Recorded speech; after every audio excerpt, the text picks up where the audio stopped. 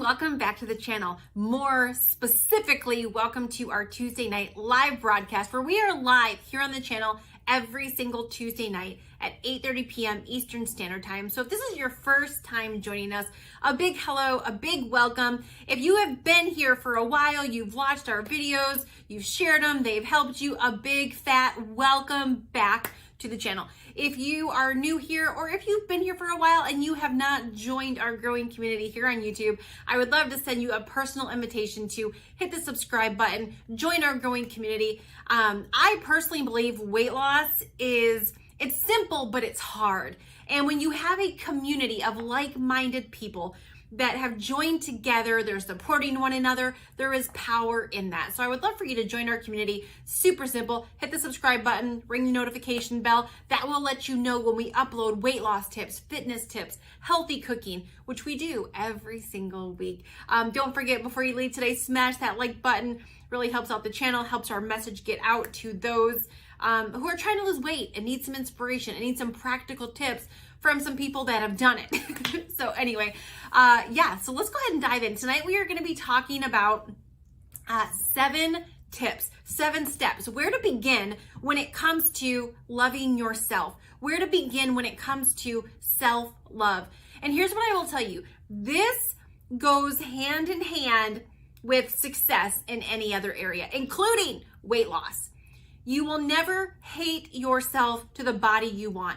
You will never transform your body to the body you want, you dream of, you think about, you daydream about by hating it. Self-hate leads to self-sabotage. Self-hate keeps you stuck in a rut in repeating the past mistakes over and over and over again. So tonight we're going to go through 7 really simple, really quick, but super duper uber important to success in any area. And listen, it's the same as marriage. You can't fully love somebody else if you don't love yourself. Parenting, you will sabotage all relationships in your life if you do not fully grasp and learn to do this thing we're going to talk about tonight, which is love yourself, self-love. And believe it or not, it's a choice. It is a choice. Let's just start there. It's a choice. That's not one of our steps, but it is a choice. And it's really important for you to understand that your past does not equal your future. And I know that all of us have a past. And I know that some of our paths are worse than others. I know some of us have been molested. I know some of us have had failures and struggles that we never think we can come back from. I know some of us have made a mess of our marriages, a mess of our families, a mess of our health, a mess of our finances. But what I will tell you is there is nothing, some of us grew up with horrendous circumstances. We all have a past, but your past is exactly that. It has brought you to where you're at. But in order to get where you're going, you've got to be able to move past that to get to where you're going. So often people live in the past their entire life. And when you're living, focusing on your past mistakes, it's never going to allow you to fully love yourself. You are not defined by your mistakes. Your mistakes have simply failures. Mistakes are a part of success. So the more of them you have, the closer you are to success. That's just really how it goes. So let's go ahead and dive into number 1 in our 7 steps to self-love. And that is, do not compare yourself to other people.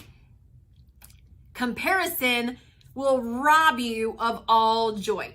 Comparison will rob you of all joy. And we live in a world today, we live in a social media world. We live in a social media world where we have several social media accounts. We often scroll the feed and we're watching everybody's highlight reel, right? Like the perfect kids, the perfect marriage, the perfect finances, the perfect vacation, the la-di-da-di-da-da.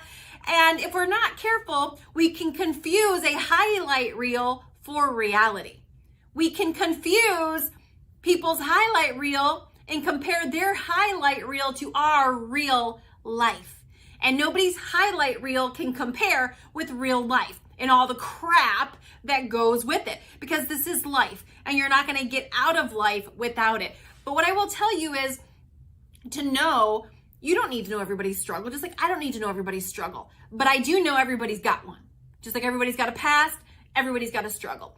And I cannot compare my life to somebody else's life. Why? Because I'm Carmen and you're Peggy. I'm Carmen and you're Shane. I'm Carmen and you're Karen. I'm Carmen and you're whoever you are. Whoever God Almighty made you to be is who you are. And you can't be Carmen just like I can't be you. You are made to be. You are the only one like you on this planet, period, end of story. You're the only one with your destiny. You're the only one with your calling. You're the only one that is specifically supposed to do what you're supposed to do. And so when you start getting in this game of comparison, where you're comparing yourself to everybody else, all that does is rob your joy, period, end of story. And so it's okay to use other people for inspiration. It's okay to use other people stories of overcoming in weight or marriage or parenting or emotional issues or someone who was molested or somebody, whatever the case may be. It's okay to use inspiration of other people overcoming to inspire yourself, but it's never okay to use somebody else's story to make yourself feel less than, to make yourself feel bad. You know, I used to sit there and look at people that had lost weight when I was morbidly obese, when I was 288 pounds. And I would see people that would lose weight. And there was a season where I would say things to myself like, gosh, they did it. What is wrong with you, Carmen? Why can't you get a hold on this? Why can't you get this together? They lost the weight or they kept it off because I had lost the weight. I just always gained. Well, I never lost all the weight, but I had lost some weight and then I'd always go gain it back. So it was like, well, they lost the weight and kept it off. What is wrong with you? Why can't you shut your pie hole? Why do you got to go through the drive-through? Comparing myself to where they're at. First and foremost, don't do it. So you don't know what they've walked through or what they've been through to get to where they're at. And so often we compare our starting point to someone else's middle or end. The lesson here, no comparisons. Use other people as inspiration. Sometimes you can use what other people do as lessons or inspiration, but not a comparison. You are you, and you can be the best you, but you can't be anybody else. And it is the number one thing I see people do when it comes to not loving themselves, is because they're comparing themselves to everybody else around them. They're comparing their marriage. They're comparing their kids. They're comparing themselves as a mother. They're comparing their husband as a provider or as a lover, as a spouse, as a whatever. They're comparing their health to somebody else's health. And what I will tell you is we live in a world that has actually programmed us to do this. And so at first, it's not like you're going to hear what I'm saying tonight and be like, that's it, I'm done, I'm never going to do this again. No, because most of us have been doing it for quite a while. It's become comparison has become a habit, not only of ours, but about the life we live, the people that are around us. People naturally do it. Parents naturally compare kids a lot of times. We've been indoctrinated, we've been taught, programmed, if you will, to do this. So it's not like you're going to just stop a bad habit overnight, but what you can do is make yourself aware of it. And that's the first step. And when you become aware of it, now you can slowly start to change it. You can start to erase that bad habit and replace it with a new one. That makes sense? All right, number two, identifying your strengths.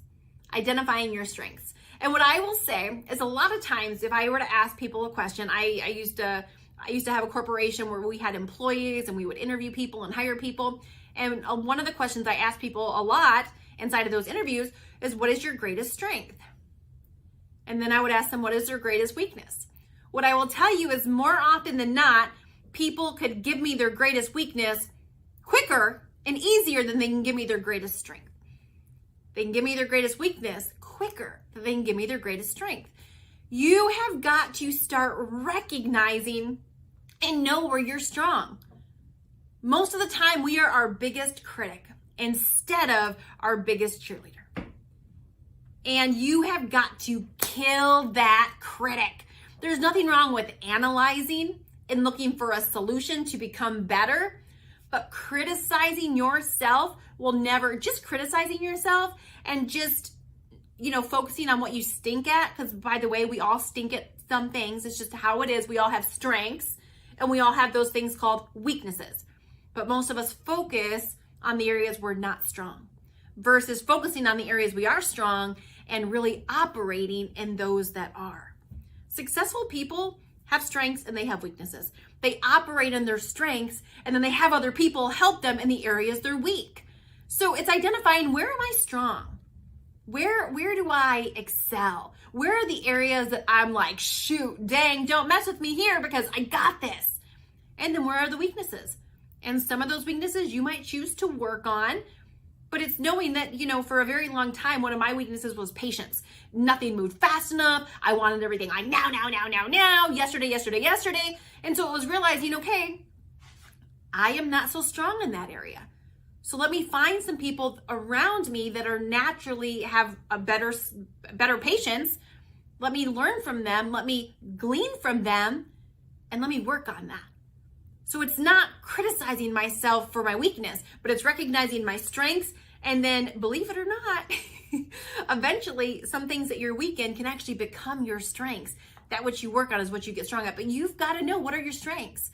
And so tonight, what you should be doing as soon as you get done watching this is making a list of what are your strengths. What are some areas that you just kick butt in? Are you an amazing cook? Are you really good at fashion?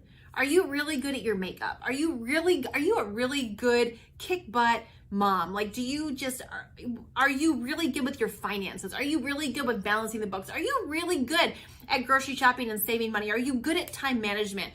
Are you good at organization? Are you good at having fun? Are you good at making people feel special? Are you good at resolving conflict? Are you good at smiling? It can be as simple as that, because smiling is a really important thing to be good at. And so it's recognizing, not saying something like, well, Carmen, oh yeah, good at smiling, like that doesn't even matter. It does. All those things matter. It's all the little things added together that make the big difference, never the big things. And so take an inventory of what you're good at. What are your strengths? Number 3, stop expecting perfection.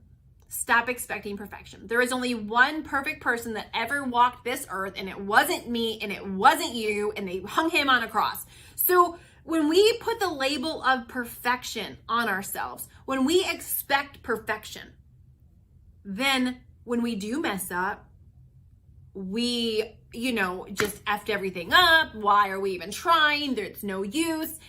You've got to know that failure is a part of success. Period. End of story. Failure, every failure, the difference between someone who is succeeding and someone who's not is the person who's already successful has more failures under their belt. They have a track record of more failures than you do. Period. It's the truth. And so every failure means you're closer to succeeding. So when you take the pressure off yourself of expecting yourself to be perfect, and you actually expect yourself to be a human being, which is what you are, which means we're flawed and we make mistakes. When you expect yourself to make mistakes, now you're in a position where you can learn from those mistakes. When you expect yourself to be perfect and then you make a mistake, now it's like, well, what's wrong with me? Because you in your mind weren't supposed to make a mistake when you're destined to make them. That's how we learn, is from making mistakes. So take off the expectation of perfection. We are never going to meet that level that we have for ourselves. Know that you're human. Know that you're going to make mistakes. And when you know that, now you can learn from them instead of feeling like a failure. Because just because you failed doesn't mean you're a failure. It means you're a human being. All right, number 4, starting a sprout or gratitude journal. So this was huge in my life. So we talked about earlier, we have a tendency to focus on areas we mess up. We have a tendency to focus on the problem. We have a tendency to focus on what's not going fast enough or what's not going right. And so we focus on the things, all the wrong things, because what we focus on flourishes and what we don't focus on doesn't. So a lot of times we focus on what's not going right, which means what you water is what grows. So imagine if you have a field full of roses and a field full of weeds, and you never water the roses, but you water the weeds. Well, the weeds are going to grow and the roses are going to die. And most of the time we'll complain about the weeds, but then we're watering them. Versus if you starve the weeds, yes, they're there, but you don't water them, but you water the roses, now what's going to grow? So when you water the things that aren't going good in life, when that's what you focus on, that's what you get more of. You get more of the weeds, more of the problem. But when you focus on what's going right, that's what you're watering, that's what you're feeding. Now that's what you're going to get more of. Does that make sense? And so and our natural tendency is to focus, our natural brain tendency is to focus on what's going wrong. So you have to control this sucker.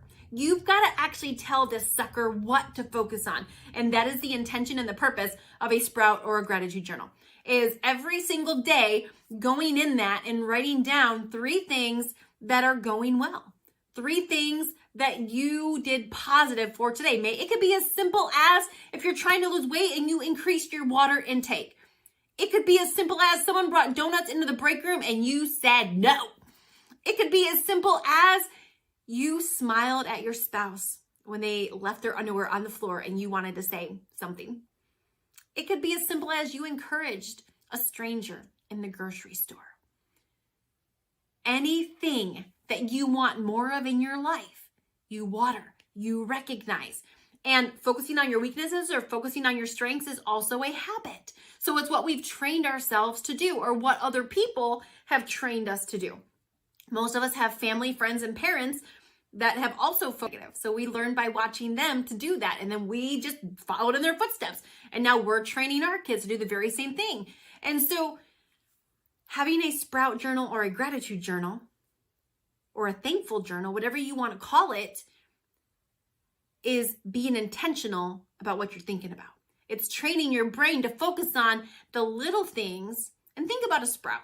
Think about a little baby sprout that pops up from the ground before it eventually becomes a giant tree or a giant plant or whatever. It starts little, so weak. And it grows into a giant thing. That's what happens in your life. But only if you focus on it and you water it. If you water the weeds, you're going to get more of them. If you water the fruit, you're going to get more of that.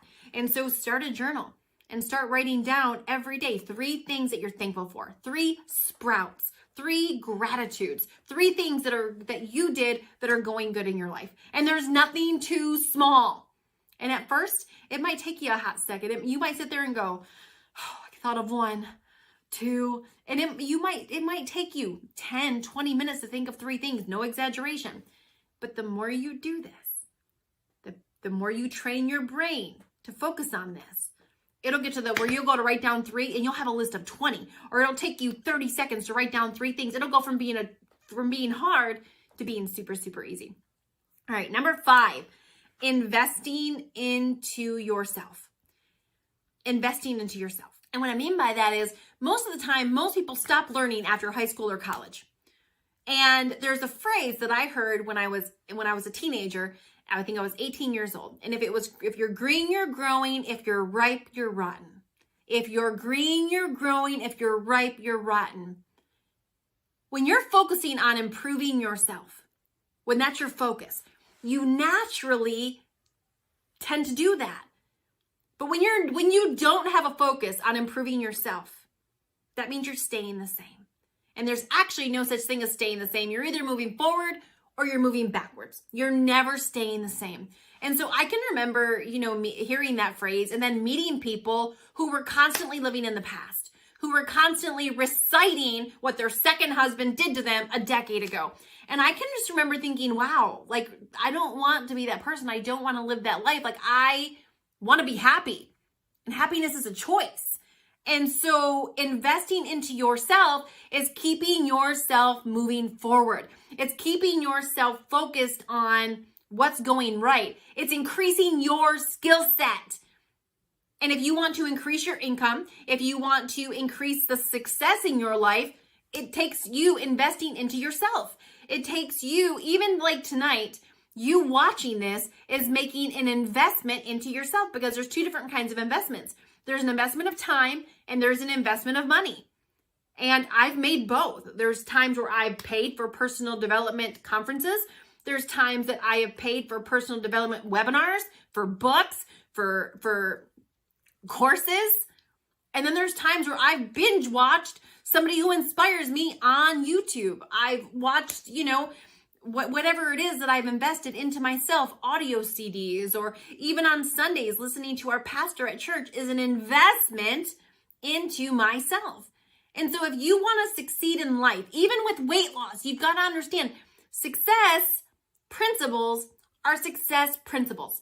So the same success principles it takes to succeed in business are the same things it takes to succeed in marriage. Same principles. Just like weight loss, just like health. Success principles are success principles. When I went to lose weight, I didn't go to a conference to learn how to lose weight, but I had been to several conferences learning about success. And I had applied those to my marriage, to parenting, to business, and I had a lot of success in those areas. So when I decided to lose weight, I thought, well, let me take these principles that I learned over here and let me apply them to my health. And they helped me lose 161 pounds in 13 months. But I learned them through investing into myself. And so often people that I help lose weight, they'll start to see an increase in their marriage, an increase in their business, an increase at their job, an increase in their parenting. Why? Because when you start having success in one area, it rolls into others. But it starts by making an investment into yourself. Number six. This one right here arguably can be the hardest one, but it's also the one that you must do all of these, but this is the one that people tend to want to be like, yeah, but Carmen, yeah, but, yeah. And I get it. I used to be that yeah, but person on this one, but it's cut ties with people who pull you down. And here's what I mean by that. We are the sum total of the 5 closest people to us, the sum total. And when you have people in your life that want to tear you down, want to criticize you, want to belittle you, want to tell you what you can't do, want to remind you of your past failures. And some of those people we call friends. We choose to hang out with people who constantly bring us down. And the saying, misery loves company, is a real freaking thing. It's a real freaking thing. And so what I'm going to tell you is there are seasons for everything has a season is what I'm going to say. Okay. And when I started succeeding in business, I unfortunately had to cut ties with some of my people I hung around, some of my friends. Why? Because they were negative Nillies. They started using me for my money. They started using me for, what I brought to the table instead of me. They weren't in the relationship for me. Same thing when I started losing weight. Sometimes your success makes other people insecure, which by the way is their problem, not your problem. And I know that sounds a little bit harsh, but at the end of the day, are you going to stay the same and be mediocre your whole life so you make everybody else feel better? If your success threatens somebody else, that is their problem. You can't stay mediocre just so you don't threaten anybody. You have a destiny. You have a calling on your life. And if somebody else has a problem with that, that is their problem. And so sometimes we have to break off some relationships.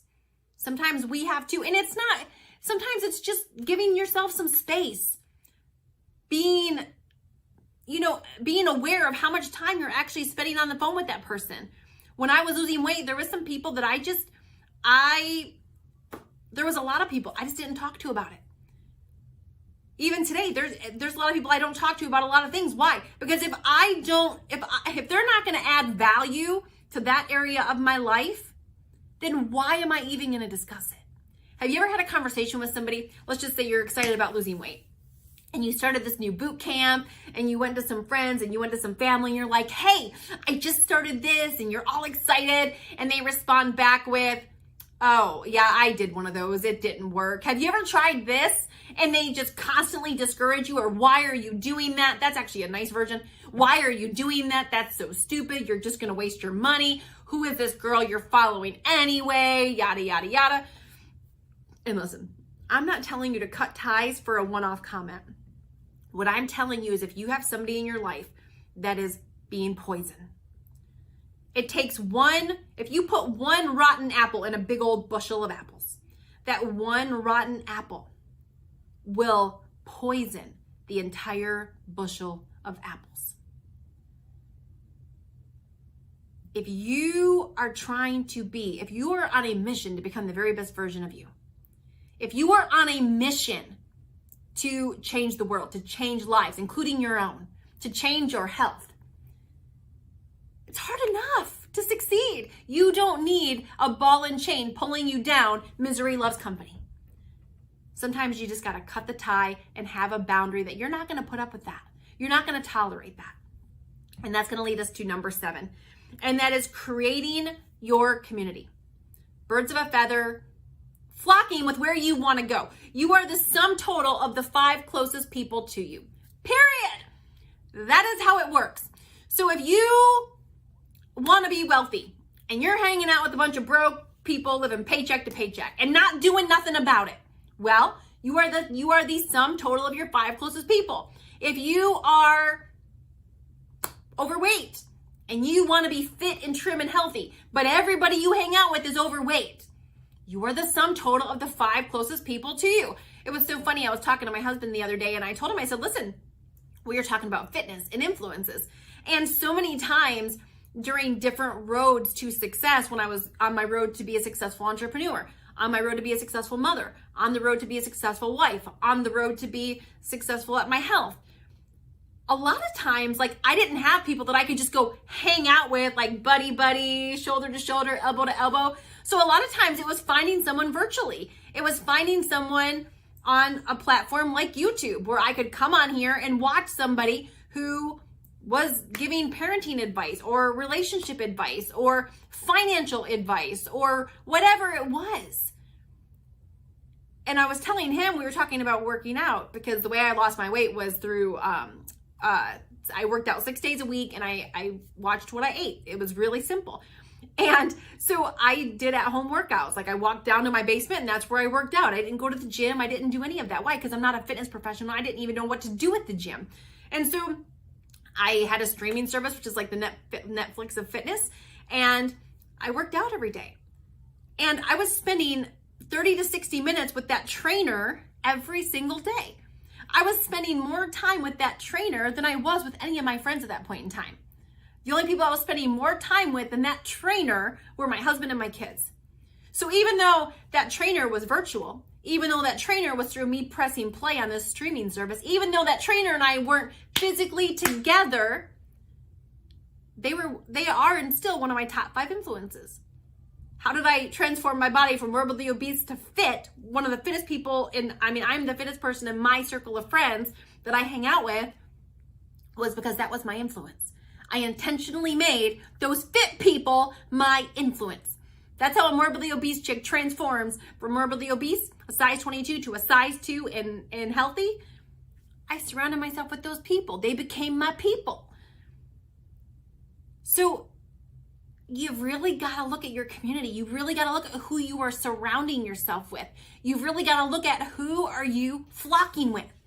If you are flocking with negative people who don't love themselves, but you want to love yourself, if you're flocking with people that don't love you, if their words don't love you, how are you going to love you? And so it's an intentionally looking at, who am I flocking with? Because who you're flocking with is a choice. And I have some friends in my life who I love. I think they're genuinely good people, but I know their influence on my life isn't amazing. And so I limit my time with them. I limit my exposure with them. I limit how much they influence me. For instance, I had a friend, this was back years ago. Her and her husband had went through some stuff, and there was some infidelity that happened. And I can remember having a conversation with her, and I said, listen, I love you. And I will process with you through this, but you just need to know that if this happens again, I'm going to have to take a step back as your friend, because my priority is my marriage. And if I start hanging out with people who are not loyal to their husband, I don't want that influence on my life, and I certainly don't want it to affect my marriage. And since my marriage is my priority, I just need to let you know I love you. But if this happens again, I'm so sorry, but I'm going to have to take a step away from our friendship. And I can remember her looking at me, and she's like, you won't be my friend anymore? And I said, no, that's not what I'm saying. But what I am saying is my marriage is my priority over any friendship. and I have to protect my marriage first and foremost. My husband never had a weight issue prior to meeting me. Now, am I to blame for my husband's him developing a weight problem and ending up 50 pounds overweight? No. But was I a big influence on him? Yes. Was I morbidly obese? Yes. Did I buy and cook all the food? Yes. So yes, he was responsible, but I was a huge influence on that. I mean, I know that without a shadow of a doubt, my husband probably would not have had that same weight issue if it wasn't for my influence. Just like my husband getting a six-pack for the first time in his life 2 years ago.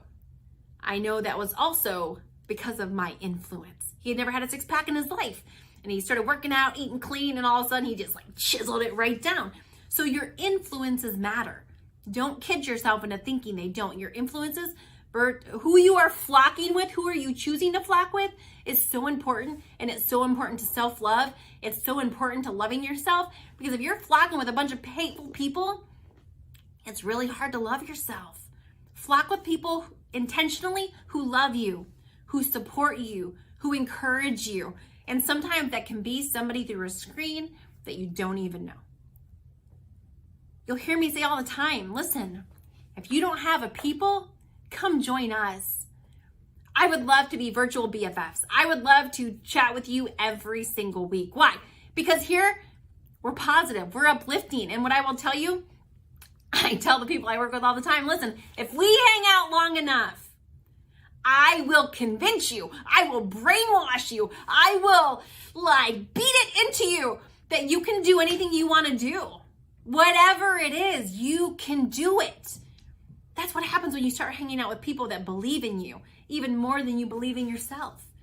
And so these 7 things, they are at the root, the core of me. This is a list I look at. This is a list I practice on. This is a list that I live by. Because I know without me loving myself, I can't fully love anybody else. And I will always be chasing success if I don't first love myself. And so I hope these have helped. And even if you just started with one of them, even if you just said, you know what, this week I'm going to work on number 1.